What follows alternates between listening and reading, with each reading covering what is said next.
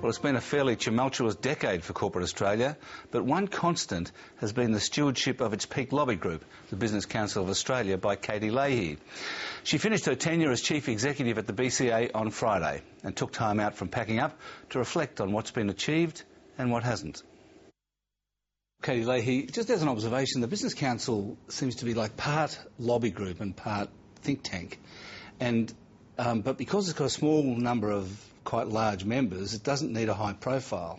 It doesn't have to take a lot of media profiles. And I just wonder, does it throw its weight around behind the scenes? Well, I think you'd call us a quiet achiever. We don't throw our weight around, but we do have conversations with all the key decision makers, usually in Canberra, but sometimes in the States.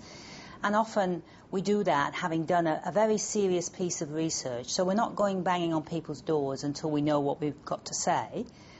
Then we'll do things quietly, and then if we feel we're not getting traction, we may go out into the media, but that's not our general modus operandi. Because with the, obviously with the mining tax, that was a very high-profile campaign. It wasn't the BCA as such, as a few of your members of some of the big mining companies, but they really did throw their weight around and actually, some would say, brought the Prime Minister down. Well, they certainly got change in that tax and that whole thinking around the mining tax, and I think for us, our position on that was, this is a worrying tax. It's a worry for the mining sector, but for the rest of our membership it's a worry because there were sovereign risk issues, there was investors overseas very concerned. If it means this for the miners, will it mean this for the banks next week and this for the retailers the week after? Was there some awkwardness with that because that tax came out of the Henry tax review?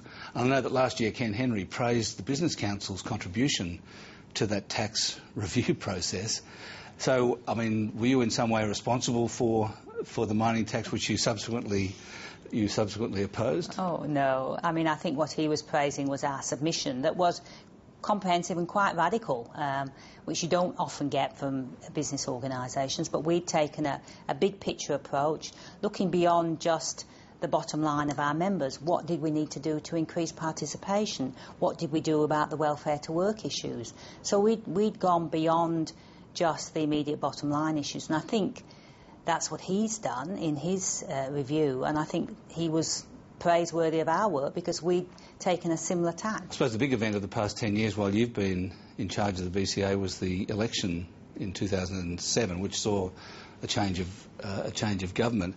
A big part of that election campaign was work choices and industrial relations, and I think the coalition now reflects that work choices went a bit too far at the time. What was your position leading up to that election on work choices? We didn't have a particular position on work choices, Alan, but what we did say is we had a position on industrial relations. We wanted a system that provided flexibility in the workplace, that increased participation and enhanced productivity. So we were looking for that, and we assessed the various options against that sort of set of principles. And before that election, I've actually been here for 4 elections, but before that election, which saw the change of government, we ran an advertising campaign which highlighted the need for flexibility in the workplace, that highlighted the fact that productivity in Australia has been falling. But did you think at the time that work choices probably was going too far? Did you think that it would rebound on in the way that it did? I don't know, but when the Rudd government came in and they had such a strong mandate for the Fair Work Act, I mean, you had to listen to that and say, well, the general public has said that there's something here. So we obviously, with a new government, were there on the sidelines wanting to make the new system work and to support that as best we could. But our principles remain very much the same. Is this going to enhance productivity? Is it going to allow more people into the workplace? Is it going to be flexible enough for Australia to compete on a global stage? Well, what's the answer? What's the position well, I think we've now? still got a watching brief on it. That's what our members have asked us to do, is to look at it, to watch it. And I think the danger point will come in probably about 2012. A lot of the existing EBAs are up then. We're in an election year. I think that will be the point where, we'll have collected our evidence, which we're doing regularly now with our members, and be ready to present that to government. Government has said that the current system will enhance productivity, Well, the jury's well and truly still out on that. We haven't seen any enhancement of productivity. So you don't think you have? We haven't, no. And that's a concern for Australia. It's been the same for the last decade. We've seen productivity trailing down, and we'd like to see it starting to go up again. Do you think that's the biggest challenge that Australia faces? I'd put it at the top of the list, but I think the other big challenge for us is making our federation work. I mean, in 2011, we've got a system that can't deliver us a national education system, a national energy system, national infrastructure. We've got too much red tape, and then it's different in every state and every territory.